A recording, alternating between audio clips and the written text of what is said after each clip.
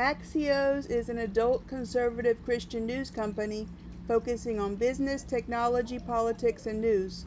Reports say that Axios is now branching out into children's entertainment, pledging a reported $100 million into developing animated children's entertainment. Sony is a Japanese conglomerate with an American entertainment division. This secular entertainment company just acquired a Christian motion picture branch added to its company. Christian children's entertainment is not forecasted for significant growth, but people are putting money into it for a reason. I think the way to make this able to withstand a recession is to not leverage, scale up, or to try to grow too big too fast.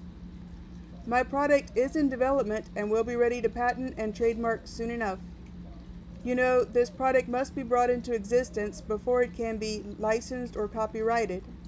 Once this intellectual property is completely dialed in, it is something that most people already know about, and there are several distribution channels, a clear production pipeline, and supply chain. You're not reinventing the wheel here. It's just art and storytelling for the right audience. The characters are starting to take shape in a very appealing way. I'm just still trying to find out what's so unique or special about them. But I'm not going to worry about it too much, just enough. Because the nature of entertainment is that there are a lot of people currently working on something similar to mine, and it's much easier for a company to make something similar to mine than it is to argue about it in court. I just trust that as an artist, my fans will recognize my voice over time, and that is the only real protection for the value of my work. But I'm still getting that copyright. My market is identified by what they are watching instead. They are watching live-action, adult, family, Christian entertainment films. But they are families, and they like cartoons as well. Not just the kids like cartoons. Millennials and Gen Z are into cartoons and anime, not just live-action or dramas. But these Christian films were very well received by the same faith-based consumers who might want more variety. I don't have any proof that they want Christian cartoons and anime, so I am testing this hypothesis by creating characters and trying to sell t-shirts, hoodies, and sneakers.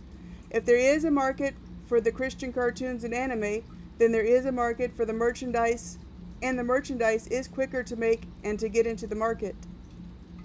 I see my competition, and just to use two of the companies I already mentioned, they have very deep pockets.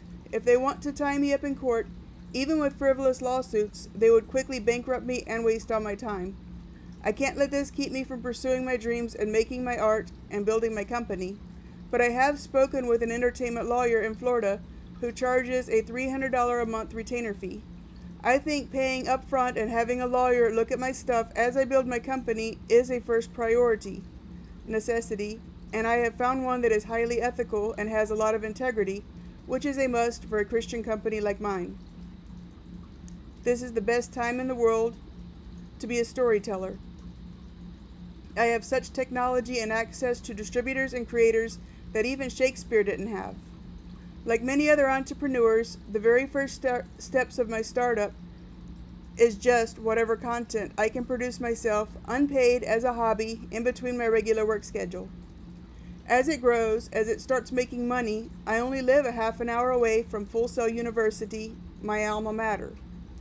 I can work my way up from hiring students or hiring even freelancing professors. Whatever level of skill and cost my company is at, my alma mater has networking opportunities available to me. I have chosen to go the academia route rather than focusing on my career. There are so many hours in a day.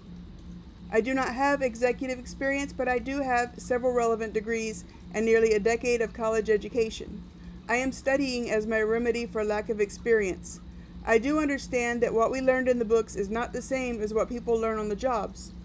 But the way that education works is that it provides a foundation and a framework to hang experience on and give it shape and substance. So even though the real world will not look exactly like what I have studied from the books, I will have a point of reference for almost anything I might encounter in the future, and I can adjust the details as I come across them. My management team. I have a couple of close friends and family who are filmmakers as my consultants and mentors. I have a business manager who has an associate's degree in business management as well as both office experience and business management experience. Even better, she's one of my best friends who is willing to pour into me and my company because she believes in me.